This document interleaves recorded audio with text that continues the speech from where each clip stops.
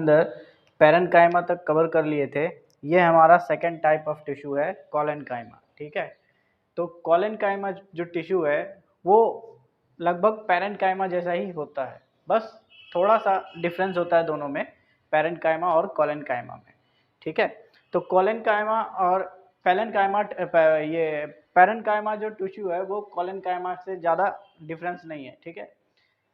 क्या डिफरेंस है वो समझते हैं। सबसे पहले ये जो ड्राइंग है, एक ये फिगर है, एक ये फिगर है। इस फिगर को समझने के लिए ये जो हम फिगर बनाए हैं ये ट्रांसवर्स सेक्शन है, एक स्टेम का ट्रांसवर्स सेक्शन है और ये उसी स्टेम का लॉन्गिट्यूडनल सेक्शन है। ट्रांसवर्स सेक्शन कहने का मतलब है यदि ये स्टेम है, फॉर एग्जांपल अगर ये स्टेम है तो इस स्टेम को अगर हम ऐसे काटें, यहाँ से अगर हम स्टेम को काट दें तो ये दो हिस्सों में, मतलब ये ऐसे जो दो हिस्सों में बट जाएगा, तो ये हिस्सा जो होगा ये है ट्रांसवर्स सेक्शन, उसी का ये ड्राइंग है। और यदि हम स्टेम को ऐसे बीचों बीच चीर के ऐसे काटे बीचों बीच, तो ये जो आधा हिस्सा बचेगा वो है ये लॉन्गिट्यूडनल सेक्शन, ठीक है। तो स्टेम का एक ट्रांसवर्स सेक्शन का डायग्राम, एक लॉन्गिट्यूडनल सेक्शन का डायग्राम, ये है कोलेनकाइमा। तो कोलेनकाइमा भी पैरेन्काइमा के जैसा ही है। इसका सेल देखो, सेल सब एक जैसा ही दिखाई देगा, इसका सेल सब एक जैसा ही दिखाई देगा जैसे पैरेन्काइमा में भी सेल क्या होता था, सब एक ही जैसा होता था, फंक्शन एक ही जैसा होता था सभी सेल का, मतलब सेम सेल से बना हुआ ये एक टिश्यू है, ठीक है।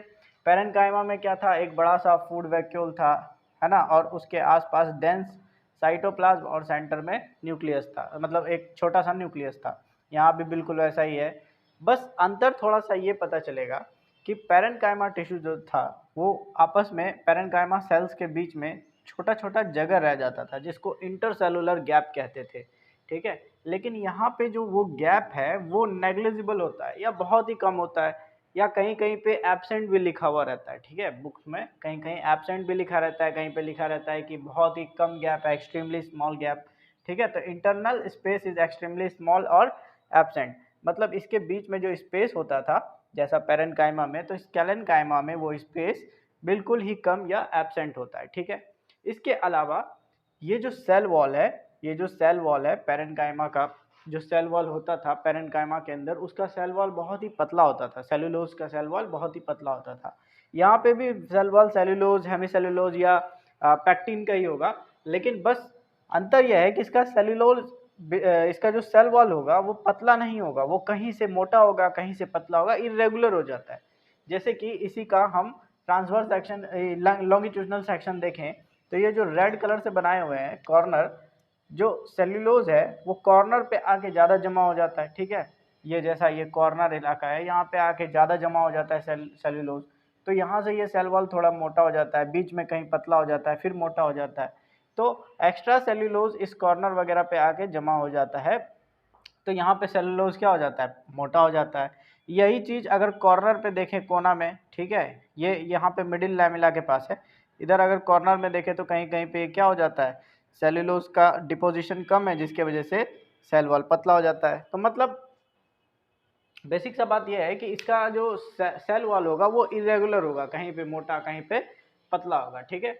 इसके अलावा अगर हम कोलेनकाइमा का बात करें तो ये एपिडर्मिस के नीचे होता है, स्टेम जो होता है, स्टेम का ऐसे मान लेते हैं बाहर का भाग, बाहर के भाग का बस जस्ट अंदर की ओर, बस सेकंड लेयर जो होता है एपिडर्मिस होता है। एपिडर्मिस के बाद का लेयर जो होता है वही हमारा कोलेनकाइमा होता है, ठीक है। एक बात और ध्यान रखना है, ये डाइकोटिलेडन्स में होगा, मोनोकोटिलेडन में ये एब्सेंट होगा, ठीक है।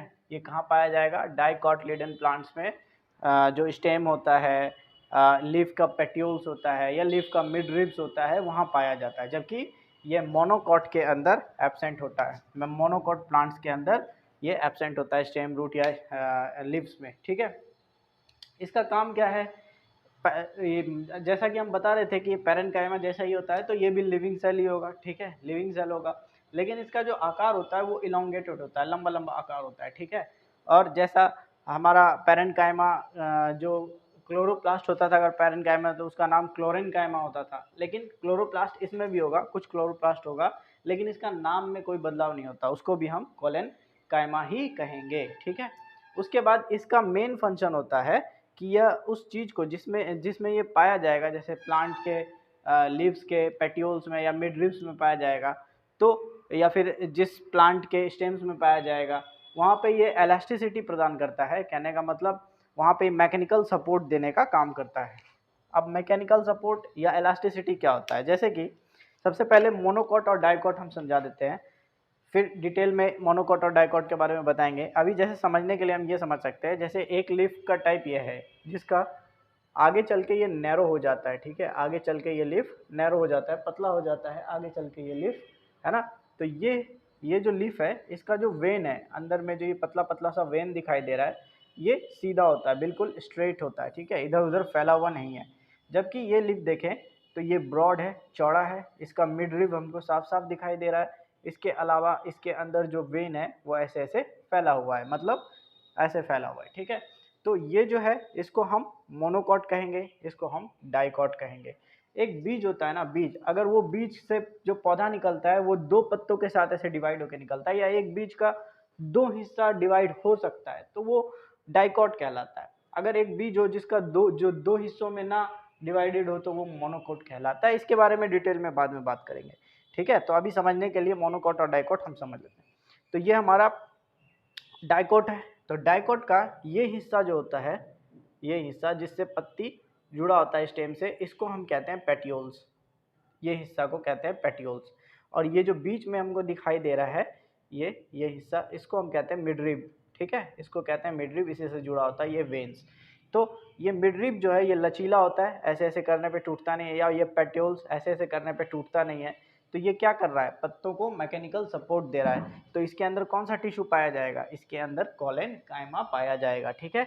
ये मिडरिब्स के अंदर या फिर ये पेट्यूल्स के अंदर कॉलेनकाइमा पाया जाएगा। इसके अलावा जो नया प्लांट में जो नया नया स्टेम्स निकल रहा होता है, यंग स्टेम होता है, जैसे ये पौधे के अंदर नया स्टेम निकला हुआ है, तो ये जो नया स्टेम में जो टिश्यू होगा ये हमारा कॉलेनकाइमा टिश्यू होगा, जिसकी वजह से ये देखो फ्लेक्सिबल है, ये इसको ऐसे मोड़ दिए कुछ नहीं हुआ। लेकिन यदि यही स्टेम आगे चल के जब मैच्योर हो जाएगा, इसको इतना मोड़ेंगे तो ये टूट जाएगा यहाँ से, है ना। तो अभी इसमें कौन सा टिश्यू है, कॉलेनकाइमा, जो इसको मैकेनिकल सपोर्ट दे रहा है। ये हवा वगैरह, इतना भी हवा या फिर इसको शेक करे तो ये कुछ नहीं होगा, सह लिया, इतना बियर कर लिया इतना लोड, ठीक है। इसके अलावा जो शर्ब्स होता है, ये लत्तड़ वाला जो पौधा होता है, शर्ब्स वगैरह, इसमें इसमें इसके स्टेम्स में क्या है, इसके स्टेम्स में कॉलेनकाइमा पाया जाता है ना। तभी तो ये इतना कमज़ोर, इतना पतला होने के बावजूद भी हाई विंड को झेल जाता है। ऐसे ऐसे हम हिलाएं तो ये हाई विंड को झेल जाता है, टूटता नहीं है। या देखो कितना फ्लेक्सिबल है यहाँ से, है ना, वापस से ये अपने पोजीशन पे आ जाएगा। तो ये इसमें कौन सा टिश्यू है, कॉलेनकाइमा है। आया बात समझ में। तो कॉलेनकाइमा टिश्यू जो होता है वो पौधे को मैकेनिकल सपोर्ट देता है, साथ ही साथ इलास्टिसिटी देता है। कहाँ पाया जाता है, ये रूट्स में पाया जा सकता है, ये स्टेम में पाया जा सकता है, स्टेम में, यंगर स्टेम में, ठीक है। उसके अलावा ये लीव्स का पेट्यूल्स में, मिड रिब्स वगैरह में पाया जाता है। तो इस तरीके से कॉलेनकाइमा जो है वो पैरेन्काइमा से अलग होता है। नेक्स्ट लेक्चर में हम लोग सीखेंगे स्कैलेनकाइमा के बारे में, जो third permanent simple permanent tissue का टाइप है ना।